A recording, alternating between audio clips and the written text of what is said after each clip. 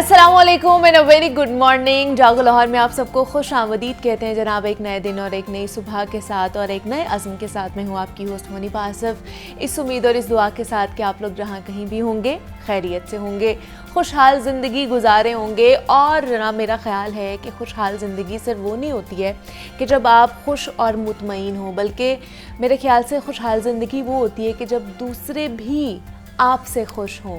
लेकिन बहुत बार ऐसा होता है, मतलब हमारे साथ हमारी ज़िंदगी में, कि हम दूसरों को खुश नहीं रख पाते हैं, क्योंकि इसकी एक वजह ये भी होती है कि हमारी नज़र हमेशा दूसरों की गलतियों पर और उनके ऐब ढूंढने में लगी रहती है।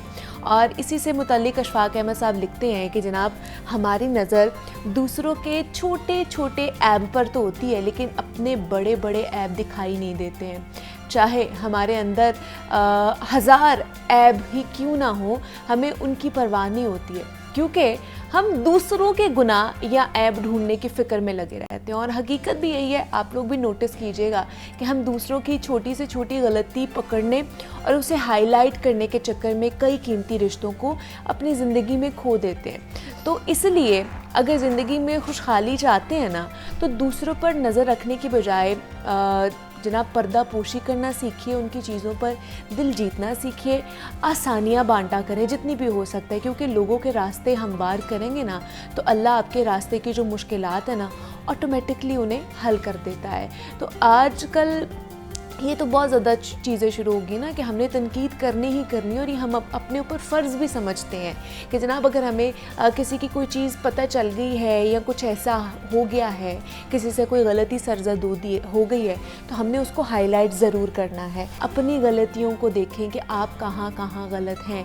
पहले ख़ुद को ठीक करने की कोशिश करें, तभी आप किसी की गलती के बारे में भी उसको बताएंगे तो उसको फ़र्क नहीं पड़ेगा, वो अच्छा ही समझेगा आपको। तो इसलिए ये चीज़ें बड़ी छोटी छोटी मेरे ख्याल से होती हैं, जिनको सोचने में और अगर उसको आप अप्लाई करना शुरू हो जाए ना अपनी ज़िंदगी में, और ये रोज़मर्रा की ज़िंदगी का हमारा काम होता है कि जनाब हम तनकीद बराए तनकीद के लिए किसी को बोलते हैं, तनकीद बराए इस्लाह के लिए किसी को भी कोई चीज़ नहीं बोलते हैं।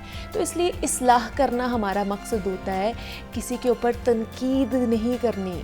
तनकीद अगर करनी है तो बड़े सोच समझ के अल्फाज हमें चूज़ करने चाहिए, फिर आप किसी को बता सकते हैं कि उसको अपनी ज़िंदगी में क्या करना है। तो ये आज का पैगाम था जो हमने आपके साथ शेयर किया है। नया हफ़्ता है, नया दिन है, तो उम्मीद करते हैं कि आज आप भी एनर्जेटिक होंगे। नए हफ्ते का आपने एक नया गोल सेट किया होगा जो आप लोगों ने अचीव करना होगा, और ये छोटे छोटे गोल सेट करके हम अपनी ज़िंदगी को भरपूर तरीके से गुजार सकते हैं। अब हम आगे बढ़ते हैं, कुछ बात कर लेते हैं सेहत के हवाले से, क्योंकि आजकल हम बहुत ज़्यादा मसालेदार खाना खाते भी हैं, चाहे वो बिरयानी पकी हो, कढ़ाई हो, या कोई भी हमारी जो फेवरेट डिश हो ना, जब तक उसके अंदर मिर्च मसाले तेज़ ना हो हमें मज़ा नहीं आता है।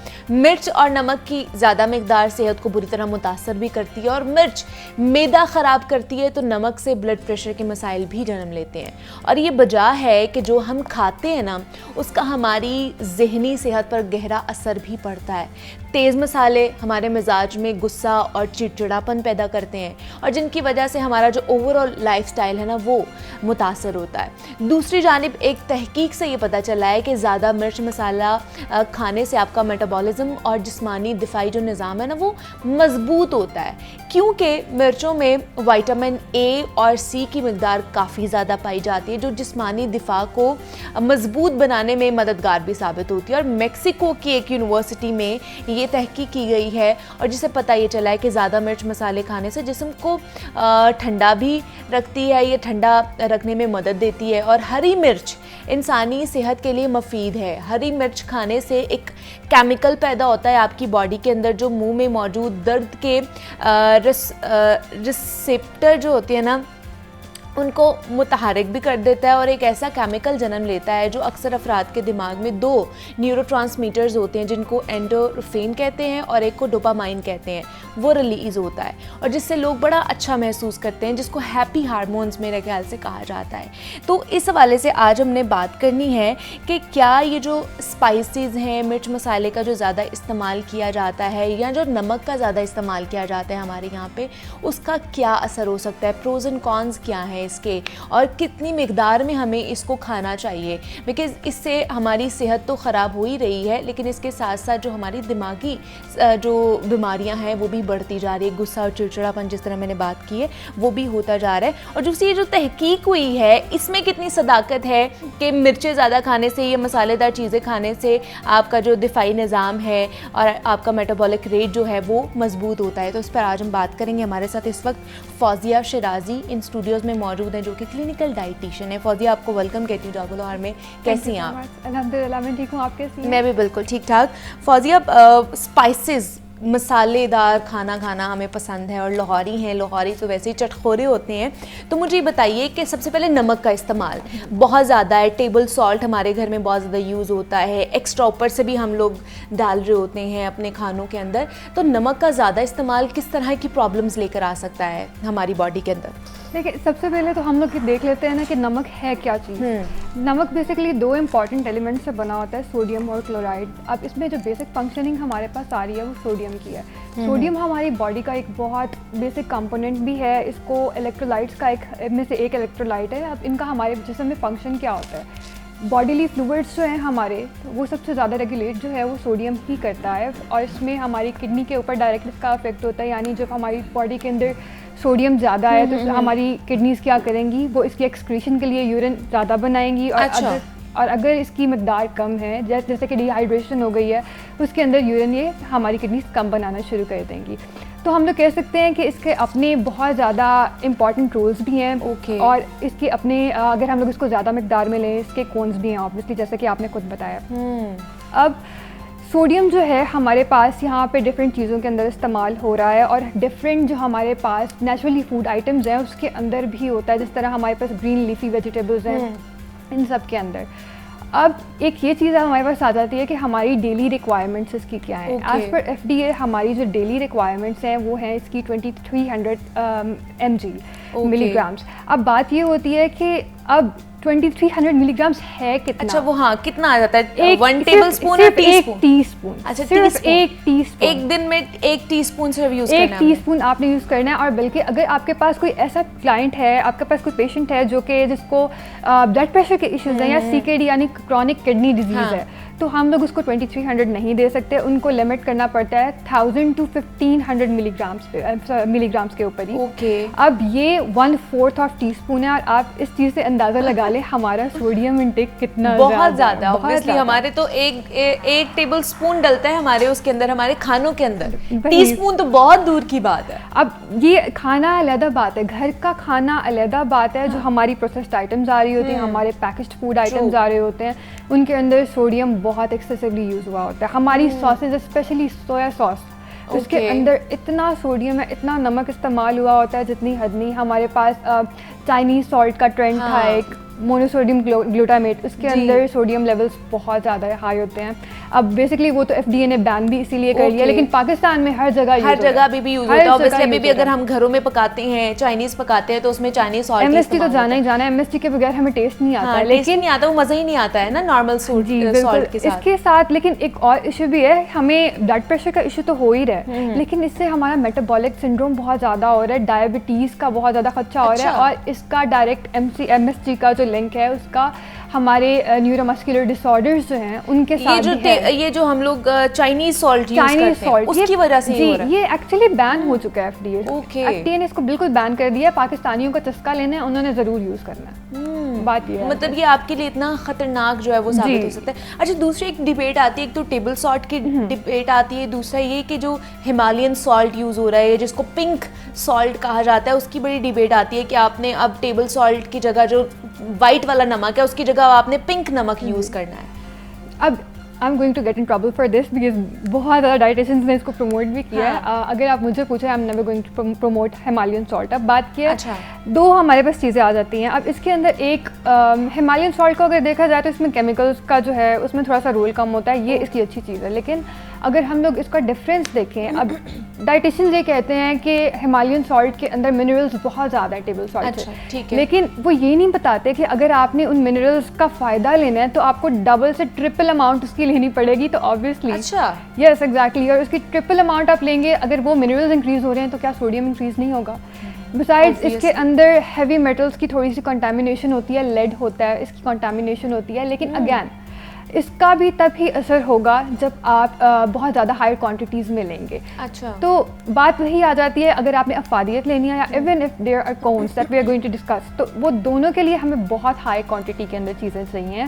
तो उससे बेहतर यही है जो आपके पास टेबल सॉल्ट पड़ा हुआ घर में वो आराम से यूज़ करें, ना वो महंगा है, आयोडीन इसके अंदर है, एक आयोडीन की भी डिबेट है इसके अंदर कि जी उसमें आयोडीन बहुत ज़्यादा है। आयोडाइज सॉल्ट आपको वैसे मिल जाएगा और वो बिलो 100 मिल जाएगा, आपको क्यों इतने पैसे खर्च करने हैं जब आपके पास इतनी अच्छी घर में चीज़ है।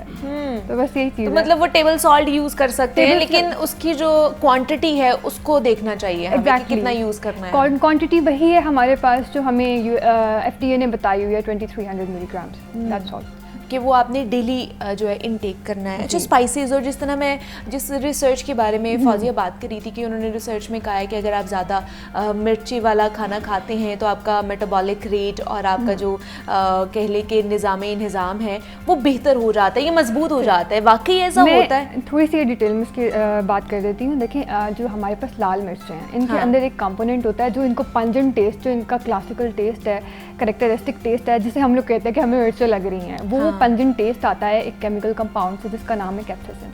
अच्छा, अब ये केमिकल कंपाउंड हमारे मेटाबॉलिज्म को बूस्ट करता है। आपने अक्सर देखा होगा कुछ लोग जो स्पाइसी खाना खा लें उनको पसीना बहुत आता है, तो ये बेसिकली होता है इसलिए कि उन्होंने कैप्साइसिन जो है वो ज़्यादा खाया होता है, उसकी वजह से उनका मेटाबॉलिज्म बूस्ट हुआ होता है और एक्चुअली इससे वेट लॉस भी प्रमोट होता है और ये आपकी फ़ैट डिपोजिशन जो है वो कम करता है और फैट मेल्ट भी बहुत ज़्यादा करता है। लेकिन बात ये है कि इसके कॉन्स भी तो होंगे।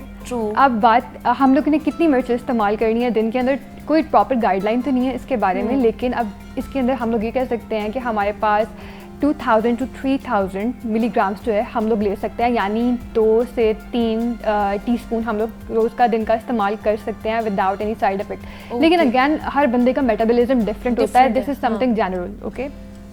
अब वो इंसान जिसको गर्ड का इशू है, जिसको तेज़ाबियत का इशू है, जिसको जब वो थोड़ा सा खाना खा लेता है उसको खट्टे डकार आना शुरू हो जाते हैं, अक्सर उनको एसिडिक रिफ्लक्स होता है, गले में जलन होती है, थोड़ी सी मिर्ची खा ली है तो हार्ट बर्न होता है, तो उसका मसला आ जाता है। इन लोगों को बिल्कुल भी किसी भी किस्म की मिर्च का ज़्यादा इस्तेमाल नहीं करना चाहिए, सिर्फ मिर्चें नहीं, कोई भी मसाले हो जाए हमारे पास, ठीक है। फिर लेकिन अब कुछ अच्छी चीज़ें भी हैं इनकी मिर्चों की हमारे पास, वो ये है कि इसके अंदर विटामिन सी जिस तरह आपने बताया वो बहुत ज़्यादा होता है। इसके अलावा हमारे पास बी विटामिन, B6 विटामिन जो है वो जो हमारी एनर्जी मेटाबॉलिज्म के अंदर इन्वॉल्व होता है। लेकिन ये जो सारे विटामिन है ये हरी मिर्च में है, ये जो लाल मिर्च हम खाते हैं उसमें है? ये आपको मैं एक इंटरेस्टिंग बात बताती हूँ, हरी मिर्च के अंदर भी है, लाल मिर्च में भी है। अब बेसिकली हरी मिर्च क्या होता है इसके अंदर, इसमें एक केमिकल कंपाउंड होता है हरी मिर्च में, lutein. It is basically a kind of carotenoid. Carotenoid कोई भी कलर्ड हमारे पास फूड आइटम हो, रेनबो कलर्ड फूड आइटम्स आपने गाजरें हो गई हमारे पास, येलो जैसे हम लोग वो शिमला मिर्च देखते हैं, रेड है, ये कैरोटीनॉइड्स होते हैं। इसमें एक हमारे पास केमिकल कंपोनेंट है ल्यूटेन।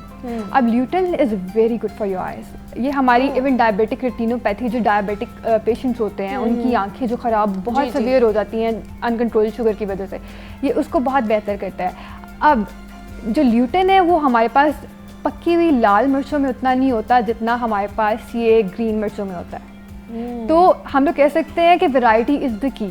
आप दोनों चीज़ें इंक्लूड करें, वैरायटी लाएं अपनी डाइट के अंदर, एक चीज़ को स्टिक ना करें, because this way you are going to get more nutrients. लेकिन क्या जिस तरह हम लोग कच्ची मिर्च भी तो खाते हैं ना, जो हरी मिर्च होती है, कच्ची मिर्च, तो क्या उससे हमें ज़्यादा विटामिन्स और सारी चीज़ें मिलेंगी और जब उसको पका लेते हैं तो उसके अंदर कोई डेफिशिएंसी आ जाएगी या दोनों में नॉर्मल? ये चीज़ मैटर करती है एक्चुअली, लेकिन मिर्चों का मैं ये कहूँगी कि आप पका के खाएं। अच्छा। क्योंकि वो थोड़ी पंजेंट होती हैं और आपको गले को लगेंगी। आपके पास और भी बहुत ज़्यादा सोर्सेज हैं।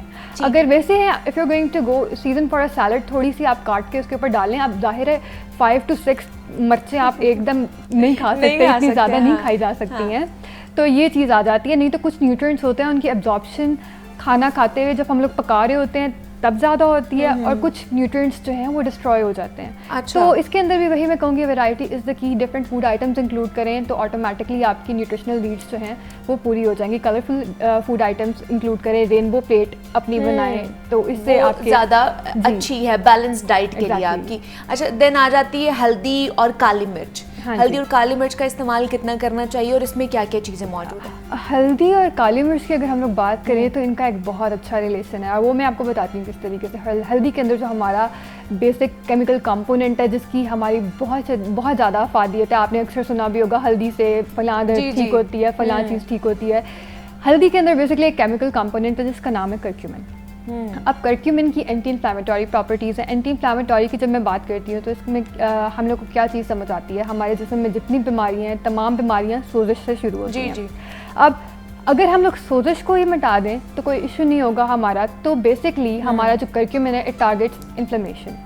ठीक है। इससे इन्फ्लेमेशन टारगेट होगी। उसके बाद हमारे पास इसकी एंटी वायरल प्रॉपर्टीज़ हैं, एंटी बैक्टीरियल प्रॉपर्टीज़ हैं, एंटी माइक्रोबियल इन जनरल के हम लोग इनको यूज़ कर सकते हैं, अपनी बॉडी के ऊपर डायरेक्ट लगा सकते हैं ताकि अगर बल्कि पुराने ज़माने में ऐसा ही होता था कि हल्दी लगाई जा रही थी जख्मों पे। अगर बैटल फील्ड होता था तो उसमें हल्दी का पेस्ट यूज़ करते थे कि कोई भी जर्म जो है वो एंटर ना करे स्किन को। तो हम लोग इसका काफ़ी ज़्यादा अच्छे तरीके से इस्तेमाल कर सकते हैं। लेकिन बात बायोअवेलेबिलिटी की यहाँ पे आएगी। अच्छा। बायोअवेलेबिलिटी में अब क्या चीज़ आती है कि हमारी बॉडी में वो कितना इफेक्टिवली न्यूट्रिएंट एब्जॉर्ब हो रहा है। अब बायोअवेलेबिलिटी इसकी हम लोग किस तरीके से इंक्रीज़ कर सकते हैं। नॉर्मल जो हम लोग अगर पाकिस्तान में क्या करते हैं, हम लोग का कॉन्सेप्ट है पकाना, हल्दी पकेगी, हल्दी कभी वैसे नहीं यूज़ होगी, हल्दी पकेगी। तो हल्दी को हम लोगों ने क्या करना है, चलो खाने में आपने पका लिया, आपने खाने में उसका चस्का ले लिया, लेकिन अगर आपने उसकी अफादियत लेनी है तो आप कोशिश करें कि उसको किसी नीम गर्म चीज़ के अंदर ले लें, स्पेशली दूध के अंदर ले लें। अब दूध के अंदर लेने के लिए भी इसका एक ना बेसिकली कॉन्सेप्ट है। इसकी जो बायोअवेलेबिलिटी है वो दो चीज़ों से इंक्रीज़ होती है। एक होती है हम इसको किसी फैट सॉल्युबल मीडियम के साथ लें। दूध के अंदर बलाई होती है हमारे पास, उसके अंदर बहुत ज़्यादा फैट होता है तो इससे टेक्निकली हमारी जो है एब्जॉर्बेबिलिटी इसकी इंक्रीज़ हो जाती है। फिर हमारे पास एक और चीज़ आती है पाइपराइन, जो काली मिर्च में होता है, जो आपको मैं रिलेशन का कह रही थी। अब ये 2000 फोल्ड्स एब्जॉर्प्शन कर्क्यूमिन की इंक्रीज़ कर देता है हमारी बॉडी के अंदर। यानी अगर हम लोगों के पहले 2 पार्टिकल्स जो हमारा गट क्रॉस करके ब्लड स्ट्रीम में जा रहे थे, जब हम लोग उसको काली मिर्च के साथ लेंगे तो वो 4 पार्टिकल्स जाएंगे या 6 पार्टिकल्स जाएंगे या इससे भी ज़्यादा जाएंगे, तो उतनी ही ज़्यादा आपको अफादियत होगी। ठीक है। अब इसके अंदर हम लोगों के पास डिफरेंट इश्यूज जो हैं, जिस तरीके से हमारी बोन इश्यूज आ गई, ऑस्टियोआर्थराइटिस एक बीमारी है, अक्सर लोगों को हो जाती है कि हमारे घुटनों में दर्द हो रही है, हमारी हड्डियों में बहुत दर्द हो रही है। एक रिसर्च के अकॉर्डिंगली अगर आप 500 to 1500 मिलीग्राम इसकी सप्लीमेंटेशन करेंगे कंसेक्टिवली फॉर 3 मंथ्स तो ये आपकी दर्द ठीक करने के लिए बहुत ज़्यादा इफेक्टिव होगा। और अब पाइपराइन का आपने मुझसे पूछा था, पेपर का, ब्लैक पेपर का। जी। तो ब्लैक पेपर के अंदर भी बेसिकली वही कंपोनेंट्स हमारे पास आ जाते हैं। पाइपराइन की आपसे मैंने बात कर लिया अभी।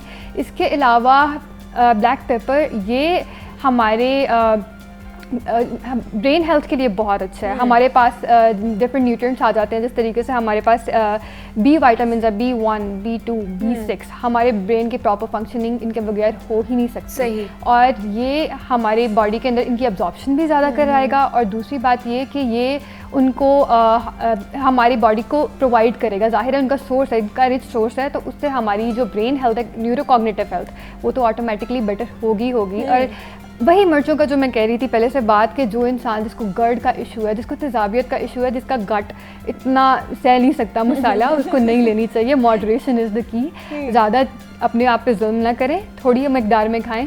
और क्योंकि गर्ड एक बहुत बुरा इशू है, एक बार आपको हो जाए तो फिर बाद में आप वो जल्दी ठीक नहीं होता है। ठीक होता ही नहीं है एक्चुअली। आपको सिर्फ उसके बाद आप परहेज़ कर सकते हैं, तो परहेज़ करने से बेहतर है कि आप मॉडरेशन में पहले से खाएं। मतलब बैलेंस डाइट लेकर खाएं। अगर मसालेदार चीज़ें खानी भी अगर आपको पसंद भी है कि आपने मज़ा लेके खाना है, तो फिर आपको मॉडरेशन में रह के खाना चाहिए, ताकि आप दोबारा से उन चीज़ों का मज़ा ले सके। ये ना फिर आपको बाद में फीका खाना पड़े। जाते जाते क्या पैगाम देना चाहेंगी फौजिया आप? सबसे पहले तो एक हेल्दी डाइट को अपनी आदत बनाएं।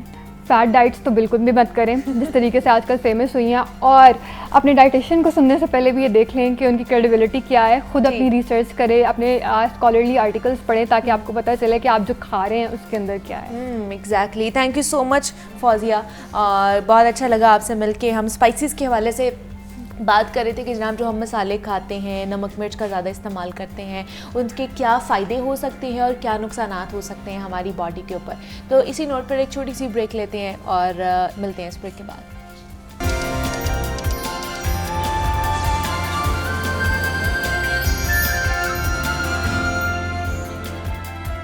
वेलकम बैक टू जागो लाहौर। जनाब आज एक ऐसी हस्ती के हवाले से बात करेंगे और जो सबका ख्याल रखती है लेकिन अपना ख्याल नहीं रखती है। और माँ दुनिया की एक ऐसी हस्ती है जनाब के जो अपने बच्चों में कभी भी जो है तज़ाद नहीं करती है, अपने बच्चों की सेहत का ख्याल रखती है। और एक ऐसी हस्ती है माँ जिसका नेमुल बदल नहीं है दुनिया में कोई भी। और जनाब वो अपने बच्चों के लिए हर कुर्बानी देने को तैयार होती है, कभी भी गुरेज नहीं करती है, पीछे नहीं हटती है, लेकिन बच्चों का ख्याल रखती है। जहाँ पर अपने घर का ख्याल रखती है, तमाम तर चीज़ों का ख्याल रखती है, अपनी सेहत का ख्याल रखना भूल जाती है। तो आज हम माओं की सेहत के हवाले से बात करेंगे, ख़ास तौर पर कि उन्हें किस तरह की कॉम्प्लिकेशंस का सामना करना पड़ता है। और ख़ास तौर पर उन माओं का ज़िक्र आज करेंगे जो बच्चा जिन्होंने अभी कंसीव किया है या जो बच्चा प्लानिंग कर रही हैं कि जिन्होंने बेबी प्लान करना है, तो वो कौन कौन सी ऐसी चीदा सी चीज़ें होती हैं, मामलात होते हैं जिनको देखना परखना बेहद ज़रूरी है। और इन 9 महीनों में उनका ख़्याल किस तरह रखना चाहिए, डाइट किस तरह की होनी चाहिए, डॉक्टर से कितनी दफ़ा मिलना है, और जनाब इसके साथ साथ माहौल किस तरह का उन्हें देना चाहिए ताकि एक तो माँ की सेहत का भी ख्याल रखे और साथ ही साथ जो बच्चा है वो उसकी सेहत भी अच्छी रहे। तो किस तरह की कॉम्प्लिकेशंस भी आ सकती हैं इस 9 महीने में, इस पर भी आज हम बात करेंगे। इन स्टूडियोज़ में हमारे साथ मौजूद हैं प्रोफेसर डॉक्टर रेहाना आमिर है, gynae laparoscopic and robotic surgeon है, और आज हम उनसे बात करेंगे और इस हवाले से तमाम तर चीज़ें जो हैं वो डिस्कस करेंगे। डॉक्टर रेहाना, आपको वेलकम कहती हूँ जागो लाहौर में। कैसी हैं आप? ठीक ठाक, आप ठीक है? मैं भी बिल्कुल ठीक ठाक। सबसे पहले तो डॉक्टर रेहाना, ये जो आपकी फील्ड है लेप्रोस्कोपिक और रोबोटिक सर्जन, इसके हवाले से सबसे पहले बताइए ये है क्या? Laparoscopic and robotic surgery actually ये है कि फीमेल्स में बेशुमार प्रॉब्लम्स हो जाती हैं यूट्रस ट्यूब्स ओवरीज में। अच्छा। लाइक यूट्रस में जिन्हें आमतौर पर रसोलियाँ कहते हैं या फाइब्रॉइड्स, ओवरीज में सिस्ट हो जाती हैं अनमैरिड लड़कियों को, छोटी लड़कियों को, जो कि आजकल डाइट से रिलेटेड ये प्रॉब्लम्स बहुत ज़्यादा कॉमन हो गए। फिर कल को यही प्रॉब्लम्स वजह बनते हैं सब फर्टिलिटी का, यानी मुश्किल से प्रेगनेंसी या दिक्कत से प्रेगनेंसी या प्रेगनेंसी ना होने का। तो इन सारी चीज़ों को बजाय इसके कि जो कन्वेंशनल तरीका है आमतौर पे कि जैसे पेट को कट लगाया और ऑपरेट कर दिया, उसके बजाय मिनिमली इन्वेसिव तरीके से लाइक की होल सर्जरी होती है ये, जिसमें आप स्मॉल होल्स करते हो, अंदर जाते हो और इन्हीं चीज़ों को आप ट्रीट करते हो। अच्छा। लाइक उसे समझ लें कि लेज़र ट्रीटमेंट या बाइपोलर और तरह का इक्विपमेंट होता है। जिस तरह एक पेन होता है उसकी निब का जितना साइज़ होता है इतना बारीक इक्विपमेंट होता है, तो अंदर से कोई डैमेज नहीं करता या जुड़ाव पैदा नहीं करता ताकि कल को प्रेगनेंसी होने में आसानी हो, कोई प्रॉब्लम ना हो। यानी जो प्रॉब्लम फीमेल को उनको ऐसे तरीके से सॉल्व किया जाए कि उनके लिए फ्यूचर में वो कोई खतरे का बायस ना बने वो ट्रीटमेंट। और लेप्रोस्कोपी सर्जरी की ही एडवांस शक्ल है रोबोटिक सर्जरी, जो कि पाकिस्तान में स्टार्ट की मैंने ना। I am the only gynaecologist doing this robotic surgery, first one. I am the first one two start. Surgery में क्या होगा? रोबोटिक सर्जरी में वही सर्जरी जो आप पेशेंट की साइड टेबल पे खड़े होकर इक्विपमेंट होल्ड करके परफॉर्म कर रहे हो, तो आप पेशेंट के साइड पे खड़े नहीं हो, रोबोटिक आर्म्स अंदर और आप लाइक जैसे एक स्क्रीन है उसके ऊपर बैठे हुए हो, जैसे लैपटॉप समझ लें, उसके ऊपर क्लच है जैसे वीडियो गेम्स खेलते हैं बच्चे, और आप क्लच से सारी सर्जरी को कंट्रोल करते हो बैठ के, लेकिन परफॉर्म रोबोटिक आर्म्स भी होती है, उसमें प्रिसीजन ज़्यादा हो जाता है और एक्यूरेसी। और एक्चुअली ये सर्जरी परफॉर्म की जाती है 3D ग्लासेस पहन के, तो डेप्थ जो है ना टिश्यू में जाने की, ज़ाहिर है 3D में व्यू बेटर हो जाता है, आपका जूम इन हो जाता है। जैसे आप 3D मूवी देखने जाते हो और आपको लगता है कि जी चीज़ें बिल्कुल बाहर को आ रही है, फिर जहाँ आप चाह रहे होते हो बहुत ही क्लोज आप चाह रहे होते हो। जो कन्वेंशनल लेप्रोस्कोपी का कैमरा वो तो आप डीप लेके जाते हो तो आपको कुछ नजर आता है ना, तो इसमें जो फिर आर्टिफिशियल इंटेलिजेंस है उसको यूज किया गया ताकि बेटर आउटकम। ये robotic surgery, I am the first one in gynaecology that started robotic surgery. क्या बात है, वाह जी वाह। अच्छा, जिस तरह मैंने बात की है डॉक्टर रेहाना कि माएँ सबका ख्याल रखती हैं, घर में अपने बच्चों का ख्याल रखती हैं, अपना ख्याल नहीं रखती हैं, तो सबसे पहले तो उनके हवाले से बात कर लेते हैं जो अभी चाह रही हैं, इस प्लान आउट कर रही हैं, बेबी प्लान आउट कर रही हैं। ये जो 9 महीने होते हैं उनके लिए कितने क्रिटिकल भी हो सकते हैं और कितने अच्छे भी हो सकते हैं। जो सबसे अच्छी बात यह है कि आपने ये नहीं कहा कि जो प्रेग्नेंट है वो कैसे केयर करे। एक्चुअली प्रेगनेंसी की केयर जब आप कंसीव करना चाह रहे हो, इवन पाकिस्तान में तो ये होता है ना कि शादी के फ़ौरन बाद ही प्रेगनेंसी रिक्वायरमेंट होती है, तो आमतौर पर जिन लोगों की शादी है और वो समझते हैं कि ज़ाहिर हमने इमीडिएट प्रेगनेंट होना है, 3 मंथ एटलीस्ट आपको 3 मंथ बिफोर गेटिंग प्रेग्नेंट जो है वो स्टार्ट कर देना चाहिए। Prevention, treatment, everything. लाइक अगर आप ऑलरेडी हाइपरटेंसिव हो तो कम से कम कंसीव करने से 3 मंथ पहले तक आपके सारे बीपी के लेवल नॉर्मल होने चाहिए।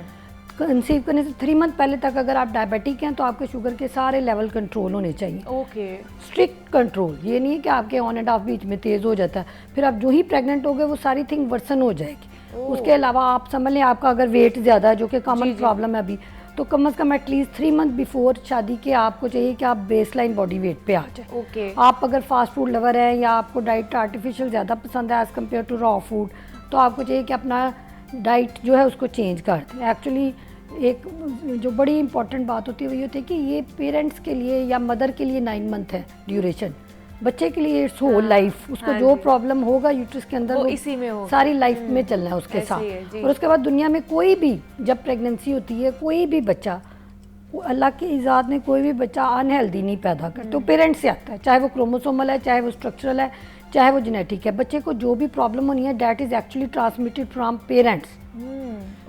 जैसे हम इन्वायरमेंटल फैक्टर कहते हैं ना, तो यूट्रस के इर्द गिर्द भी इन्वायरमेंटल फैक्टर होता है। जैसे अदरवाइज हम कहते हैं जी अच्छे लोगों के साथ रहें, आप अच्छी बातें सीखोगे, बिल्कुल ऐसे ही है। बेबी को आप डे 1 से अगर हेल्दी इन्वायरमेंट दोगे और बच्चा हेल्दी होगा। लेकिन अगर आप बच्चे को हेल्दी इन्वायरमेंट, आप कंसर्न ही नहीं हो, आप समझते हो नहीं बच्चे तो पैदा हो जाते हैं, आपने कंसीव का लिए रूटीन मैटर है, कोई स्पेशल केयर की ज़रूरत ही नहीं, कोई डाइट चेंज करने की ज़रूरत ही नहीं, शुगर ब्लड प्रेशर एक नॉर्मल सी बात है, ये क्या ऐसी बात है, बेबी सफ़र करेगा। और बच्चों को फिर सिर्फ बच्चों को आमतौर पे ये नहीं कि हम ये कहते हैं कि जी प्रीटर्म हो गया, वक्त से पहले पैदा हो गया या अदरवाइज प्रॉब्लम हो गए, बच्चों को स्ट्रक्चरल एबनॉर्मेलिटीज़ हो जाती हैं, कार्डिक डिफेक्ट जो हम कहते हैं ना, बाय बर्थ हार्ट प्रॉब्लम हो गई। अगर किसी को डायबिटीज़ और उसने कंट्रोल ही नहीं किया एंड शी गेट प्रेग्नेंट, तो उसको बच्चे को हार्ट प्रॉब्लम हो सकता है बाय बर्थ। और जितनी अनकंट्रोल्ड, और क्या ये जो अनकंट्रोलेबल डिजीज होती है जिसमें हाइपरटेंशन हो गया, डायबिटीज होगी, इस तरह की कोई भी क्रोनिक डिजीज होगी, तो ये क्या ट्रांसमिट हो सकती है आगे बच्चे के अंदर भी अगर इसको वक्त से पहले कंट्रोल ना किया जाए? बच्चे के अंदर ये ऐसे ट्रांसमिट होगी कि ये इतनी को कॉम्प्लिकेशंस करेगी कि बच्चे का सर्वाइवल ही डिफिकल्ट हो जाएगा इन यूट्रस। ट्रांसमिशन ऑफ डिजीज वो तो अदरवाइज जैसे हम कहते हैं जो डायबिटिक मदर है उसके बच्चे को लेटर इन लाइफ डायबिटीज़ का रिस्क है, या जो ओबीस मदर है उसके बच्चे को लेटर इन लाइफ, वो तो लेटर इन लाइफ की कहानी नहीं, 9 मंथ में ऐसे प्रॉब्लम्स राइज हो जाने हैं कि प्रेगनेंसी का सर्वाइवल डिफ़िकल्ट हो जाना। इसलिए अगर कोई भी मेडिकल इलनेस है उसको कंट्रोल करें, अगर आपकी डाइटरी हैबिट्स ठीक नहीं है उनको कंट्रोल करें। अगर क्योंकि हमारे यहाँ पे डॉक्टर राना अमूमन ये आम प्रैक्टिस है ना कि जब तक आप कंसीव नहीं करते तब तक आपने अपना ख्याल नहीं रखना। आपने कहा 3 महीने पहले से आपने एहतियात करना शुरू कर देनी है। यहाँ पे तो जब आपको पता चलता है कि अच्छा अब आप प्रेग्नेंट हैं तो उसके बाद आप एहतियात करना या सेहत का ख्याल रखना शुरू करते हैं। पूरी दुनिया में हम कहते हैं जी प्री कंसेप्शनल विजिट, उसे कहते हैं जी प्री कंसेप्शनल विजिट, के कंसीव करने से पहले आप विजिट करें डॉक्टर को, ताकि अगर आपकी फैमिली में कोई जेनेटिक इलनेस है, कोई क्रोमोसोमल प्रॉब्लम है, आपको कोई मेडिकल इशू है, तो वो पहले सॉल्व हो, वो पहले ट्रीट हो, ताकि वो बच्चे को उसकी ट्रांसमिशन या उससे रिलेटेड कॉम्प्लिकेशन को मिनिमाइज किया जा सके। ठीक है। अच्छा, जो पहले 3 महीने होते हैं उसमें किस तरह की एहतियात करनी चाहिए उस खातून को? फर्स्ट 3 मंथ में आमतौर पे जो 13 वीक्स ऑफ प्रेगनेंसी है बहुत ही इंपॉर्टेंट होते हैं। बच्चे को हम ये कहते हैं कि पूरा बेबी 13 वीक ऑफ जेस्टेशन पूरा बच्चा बन जाता है। इसे कहते हैं पीरियड ऑफ एम्ब्रियोजेनेसिस। अच्छा। एम्ब्रियो का मतलब है कि लाइक ह्यूमन बॉडी की एक माइन्यूट फॉर्म जिसमें हेड टू टो सारा कुछ है, आइज है, नोज है, लिप्स है, एवरीथिंग इज फॉर्म्ड, उसे एम्ब्रियो कहते हैं। पहले 3 महीने में, पहले 13 वीक्स पे पूरी ह्यूमन बॉडी बिल्डअप हो जाती है यूट्रस के अंदर। तो इसलिए पहले 13 वीक्स में सबसे इम्पोर्टेंट बात यह कि कोई अनड्यू मेडिकेशन नहीं करनी खुद से। वो बच्चे की जो ऑर्गेन फॉर्मेशन है, लाइक हम कहते हैं क्लेफ्ट लिप हो गया, यहाँ होंठ में सुराख हो गया, या क्लेफ्ट पैलेट हो गया, पैलेट के ऊपर सुराख है आपका, या ईयर में कंजेनिटल प्रॉब्लम है, या हार्ट में है, तो आमतौर पे पहले 3 मंथ में अनड्यू मेडिकेशन की कैटेगरी है, कैटेगरी A-B-C, कि आपने सिर्फ वो ड्रग्स यूज़ करनी है प्रेगनेंसी में जो गायनेकोलॉजिस्ट आपको प्रेस्क्राइब करें, क्योंकि उनकी सेफ्टी है। अगर आप फर्स्ट 3 मंथ में अपनी मर्जी से दवाइयाँ यूज़ करोगे तो उनका इम्पैक्ट होगा प्रेगनेंसी पे, उसकी ऑर्गेन फॉर्मेशन में। सबसे अहम मैसेज ये है, नंबर 1। नंबर 2, अगर कोई जेनेटिक प्रॉब्लम है आइडली तो वो प्री प्रेगनेंसी ट्रीट होना चाहिए, डायग्नोज होना चाहिए, उसकी ट्रांसमिशन रेट आपको पता होना चाहिए। लाइक अगर पाकिस्तान में बड़ा कॉमन है थैलेसीमिया, लाइक थैलेसीमिया माइनर आपको भी है, हस्बैंड को भी है, बच्चे तो को थैलेसीमिया मेजर में कन्वर्ट हो मेजर जाएगा। हो सकता और है, थैलेसीमिया माइनर जो एक्चुअली वो डायग्नोज ही नहीं होता, पता ही नहीं चलता। तो इसलिए ये जो स्क्रीनिंग है ये ज़रूरी है। अगर आप समझ लें कि आपने पहले प्री कंसेप्शनल विजिट नहीं किया, जो कि पाकिस्तान में आम सी बात, हाँ जी। फिर आपको जो ट्रीटमेंट हो सकती है वो फर्स्ट 6 to 11 वीक्स में हो सकती है। 6 से 11 हफ्ते में पता चल सकता है कि ये बच्चे को कोई जेनेटिक प्रॉब्लम तो नहीं। अब मदर के ब्लड से ही सारी डिजीज़ डायग्नोज हो जाती है, उसे कहते हैं मैटरनल, एक्चुअली माँ के अंदर बच्चे के सेल आ जाते हैं, फीटल डीएनए, बच्चे का डीएनए माँ के अंदर 10 वीक्स के बाद ट्रांसमिट हो जाता है। उस डीएनए को एक्सट्रैक्ट करके आप बच्चे को कोई भी अगर जेनेटिक प्रॉब्लम है तो उसका एनालिसिस कर सकते हैं। तो पहले 13 वीक्स में, या और भी तरीके हैं जिसे CVS कहते हैं कि आप टिश्यू ले लेते हो बच्चे का, तो अगर कोई जेनेटिक प्रॉब्लम की हिस्ट्री है तो आइडली तो आपको प्री प्रेगनेंसी डॉक्टर से कंसल्ट करना चाहिए। अगर आप समझ लें कि आप नहीं कर सके, या आप अवेयर आप ही नहीं थे, या आपको पता ही बाद में चला किसी ऐसी डिजीज़ का, लाइक थैलेसीमिया माइनर्स है, वो जब आप डॉक्टर के पास जाते हो फिर डायग्नोज हो जाते हैं, तो फिर आपको कम से कम 6 to 11 वीक्स के बीच पता होना चाहिए कि ये बच्चा कंपैटिबल विद लाइफ है कि नहीं। कि अगर वो कंपैटिबल विद लाइफ ही नहीं है तो उसको 9 मंथ लेके चला माँ के साथ ज्यादती। जब आप 9 मंथ के बाद उसी बच्चे की टर्मिनेशन करोगे सिर्फ इस वजह से कि इसको कंजेनिटल एबनॉर्मेलिटीज़ हैं, तो देन वो एक्चुअली आपने अनड्यू उसको लेके गए हो। ठीक है जी। ये सारी जो प्रॉब्लम्स है ये हो सकती है, मेरे ख्याल से भी ये इतना वास्ट टॉपिक है कि इसके ऊपर पूरी मुकम्मल बात नहीं हो पाई है। मज़ीद इस पे हम लोग किसी और सेगमेंट में बात करना चाहेंगे। अभी हमारे साथ प्रोफेसर डॉक्टर रेहाना आमिर मौजूद थी। डॉक्टर रेहाना, बहुत शुक्रिया आपके वक्त का कि आप यहाँ पर आए, और जितनी भी कॉम्प्लिकेशंस हो सकती हैं जब लड़के कंसीव कर रही होती है, बेबी कंसीव कर रही होती है, तो क्या क्या कॉम्प्लिकेशंस हो सकती हैं उस पर हमने बात की है। यहाँ पर एक छोटी सी ब्रेक लेते हैं, मिलते हैं इस ब्रेक के बाद।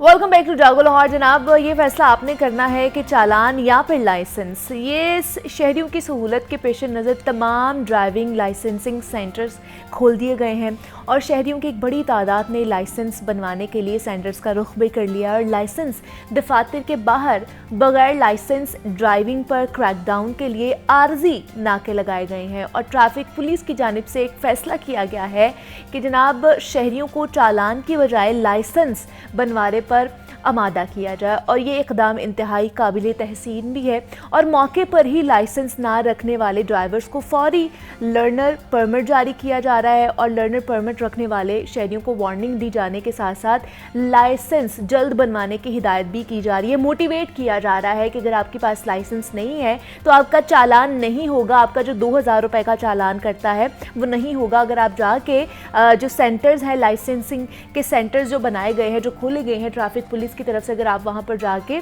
सिर्फ आधे घंटे का टाइम लगेगा आपका, और आपका लाइसेंस बन जाएगा। तो ये मोटिवेट करने के लिए शहरियों को, ख़ासतौर पर लाहौर के शहरियों को, ये नया अहसन इक़दाम उठाया गया है। तो इस हवाले से मज़ीद बात करेंगे। हमारे साथ इन स्टूडियोज़ में मौजूद हैं शहजाद खान साहब हैं, SP सिटी ट्रैफिक पुलिस हैं। सर, आपको वेलकम कहती हूँ जागो लाहौर में। कैसे हैं आप? जी, अल्लाह का शुक्र है, सब ठीक है। सर, ये बड़ा अच्छा है कि कदम उठाया गया है ट्रैफिक पुलिस की तरफ से कि चालान या फिर लाइसेंस ये शहरियों पर छोड़ दिया गया है, फैसला उन्होंने करना है अब। देखें, बात ये है कि जनाब IG साहब पंजाब और चीफ ट्रैफिक ऑफिसर की हिदायत पर हम लोग जो है ये हमने मुहिम स्टार्ट की हुई है। एक तो हेलमेट है, दूसरा जी। लाइसेंस है, कि लोगों को मोटिवेट किया जाए कि वो लाइसेंस बनवाएं। बेसिक बात ये थी कि पहले ये हुआ करता था कि लाइसेंस बनवाने के लिए बहुत सी हर्डल्स होती थी, बहुत प्रॉब्लम्स आती थी लोगों को। लेकिन IG साहब के हुक्म से लाहौर के अंदर अब इस वक्त कम से कम जो 22 सेंटर्स हैं वो हमारे काम कर रहे हैं। इसके अलावा 3 हमारी लर्नर जो मोबाइल वैन्स हैं वो बाहर काम कर रही हैं। मतलब टोटल कोई 24-25 के करीब इस तरह से है। और अब आज से हमने कोई 6 जो मोबाइल वैन्स हैं वो भी और शहर के अंदर निकाल दी है। अब इसमें ये हम लोग कर रहे हैं कि पहले तो जो हमारे सेंटर्स हैं जी वहाँ हम लोग अपने बंदों को हमने खड़ा किया हुआ है कि भाई चेक करें जिनके पास लाइसेंस नहीं है उनको मोटिवेट करें कि भाई जाएं, आप अंदर चले जाएं, 5 मिनट लगते हैं, हमारा सिस्टम बड़ा अच्छा है, उसमें जाएं, कोई प्रॉब्लम नहीं आएगी, आप जाएं 5 से 7 मिनट में आप अपना लर्नर लाइसेंस बनवा के बाहर आ जाते हैं। ओके।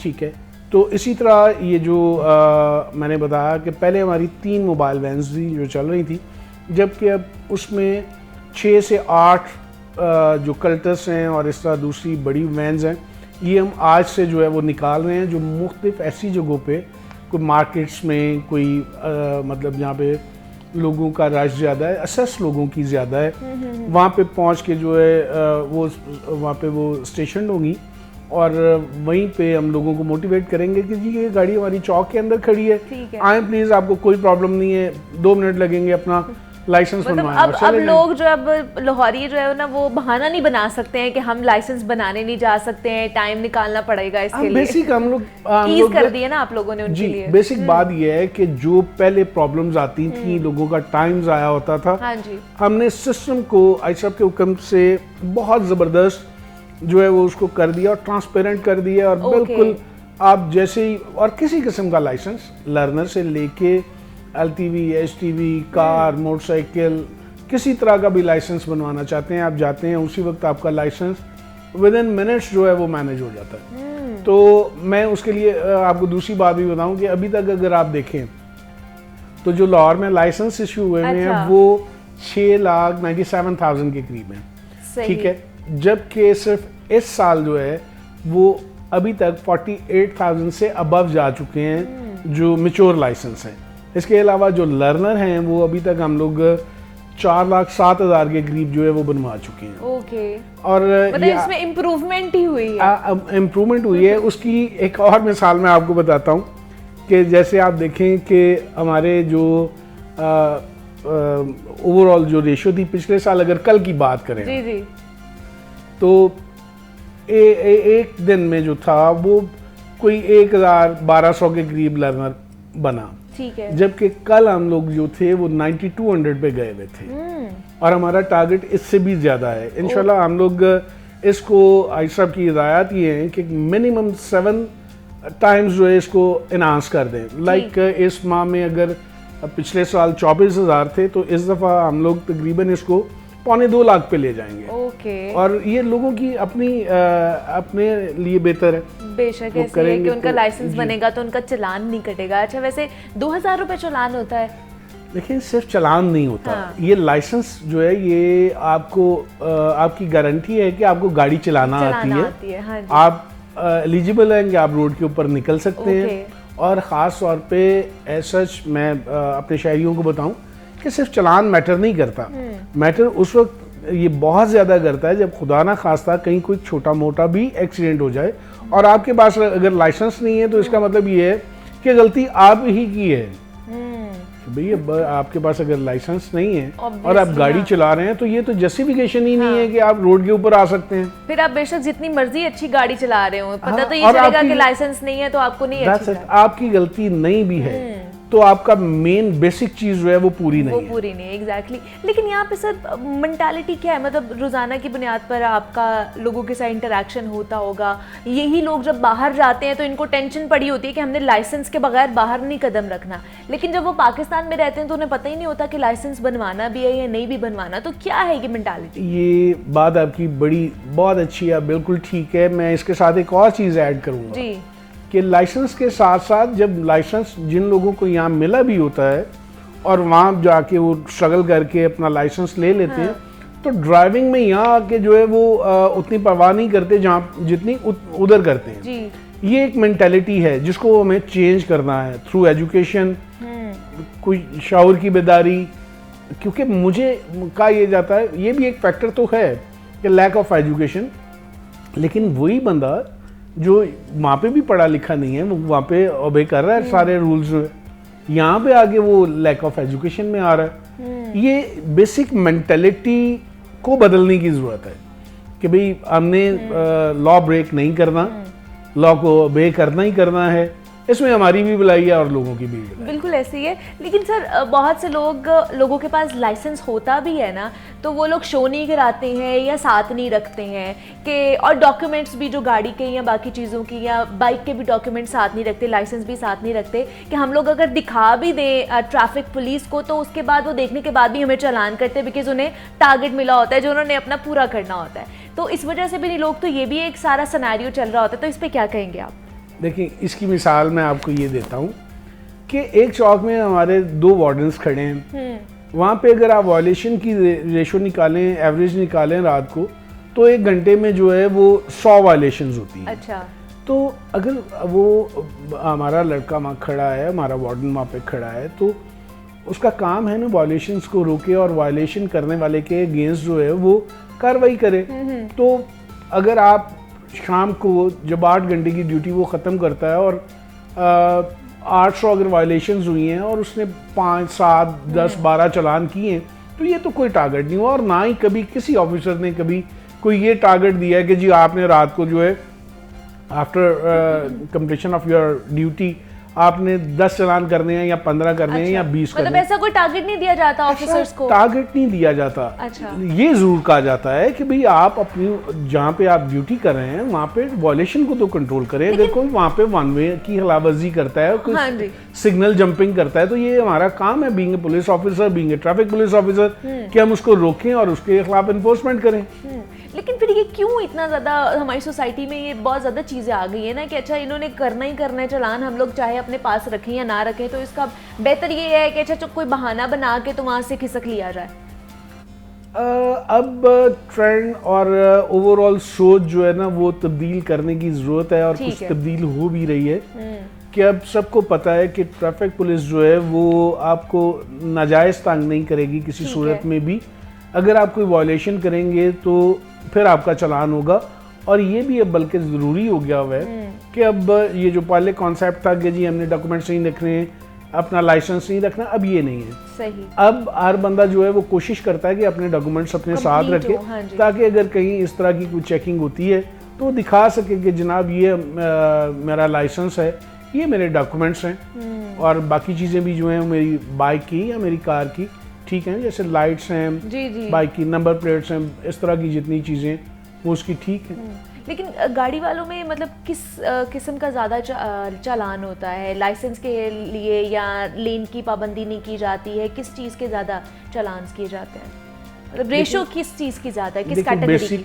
बेसिक जो 3-4 चीज़ें हैं, हाँ जी, जो जिसके लिए ट्रैफिक पुलिस जो है हमेशा अपनी दूसरी प्रायोरिटी के साथ इसको भी आगे रखती है, वो है signal jumping, okay, rash driving, ठीक है, रॉन्ग पार्किंग, वन वे की खिलाफवर्जी, ओके, ये 4, और लाइसेंस ना रखना। ये तो हमारी मुहिम के साथ साथ टाइम टू टाइम चेंज होती रहती हैं। जैसे आजकल हम लोग हेलमेट के अगेंस्ट जो है वो कार्रवाई कर रहे हैं, लेकिन ये 4-5 वायलेशंस जो हैं इन पे हमारा ऑलवेज फोकस रहता है। इसको हम लोग कभी भी अपनी प्रायोरिटीज में से पीछे नहीं लेके जाते।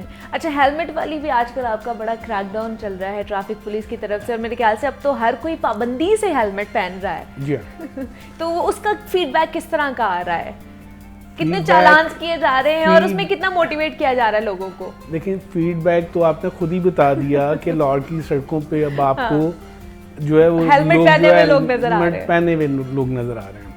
तो मैं इसके लिए ये आपको बताऊं कि वैसे तो हम लोग कंटिन्यूसली इस पे काम कर रहे होते हैं, लेकिन 4 तारीख से लेके अब तक जो है आज 23rd हो गई, तो 2 लाख और कोई 81,000 के करीब जो है हम लोग चालान कर चुके हैं। अच्छा।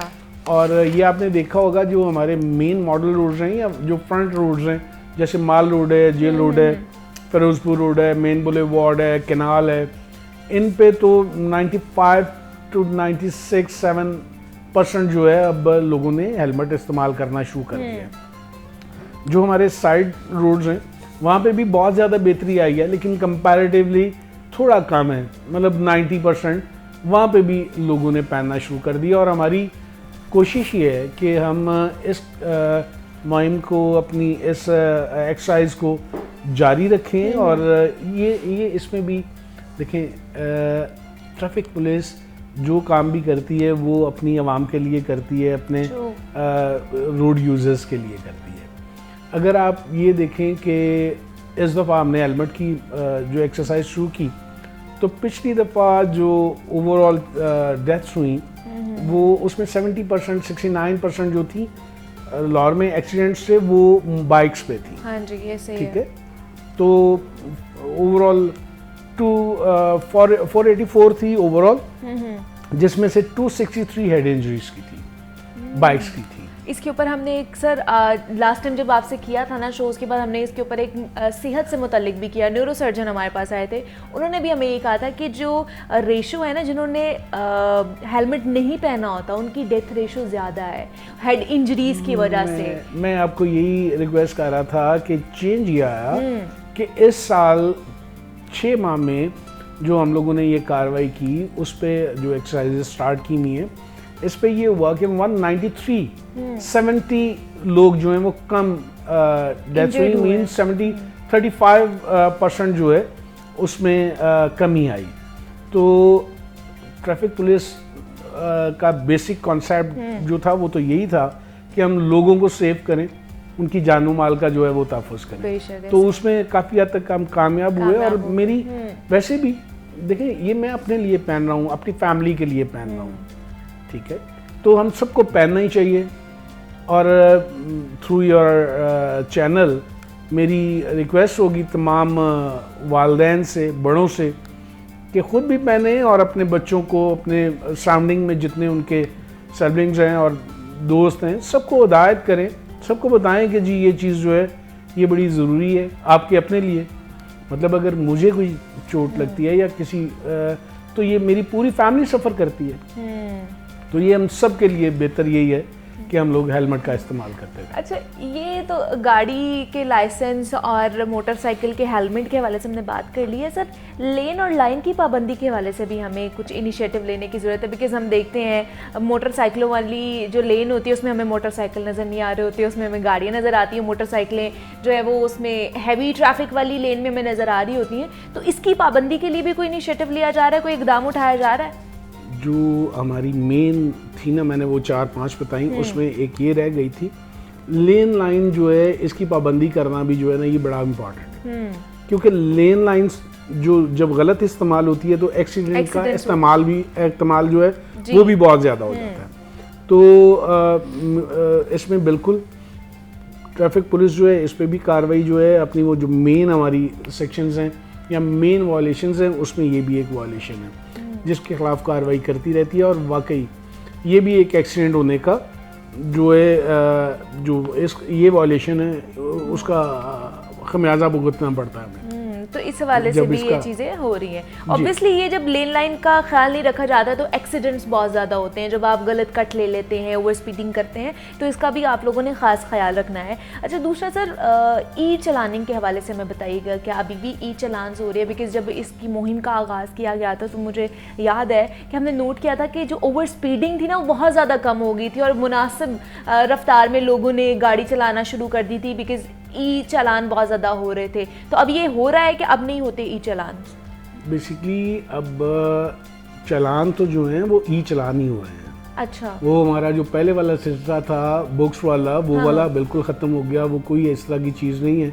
वो आप ऑनलाइन ही आप अपना फाइन जो है वो जमा करवाते हैं। आप सेफ सिटी के हवाले से बात करें, की तरफ से जो आते हैं, जी हाँ, उसमें थोड़ी कमी है, चल वो भी रहा है लेकिन कुछ कमी है।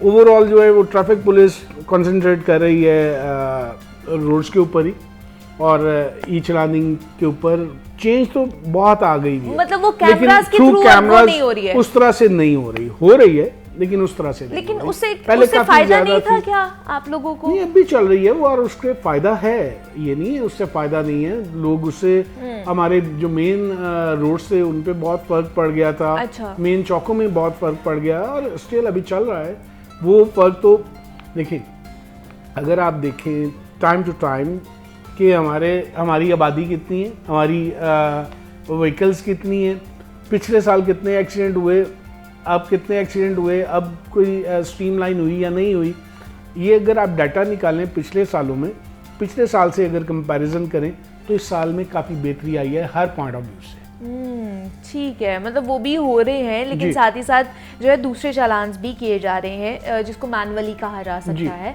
जो ट्रैफिक वार्डन्स करते हैं। अच्छा, दूसरा सर मैं ख़वातीन वार्डन्स के हवाले से पूछना चाहूँगी, क्या उन्हें भी सिग्नल्स पे तैनात किया जा रहा है जिस तरह बाकी हमें ऑफिसर्स नज़र आते हैं?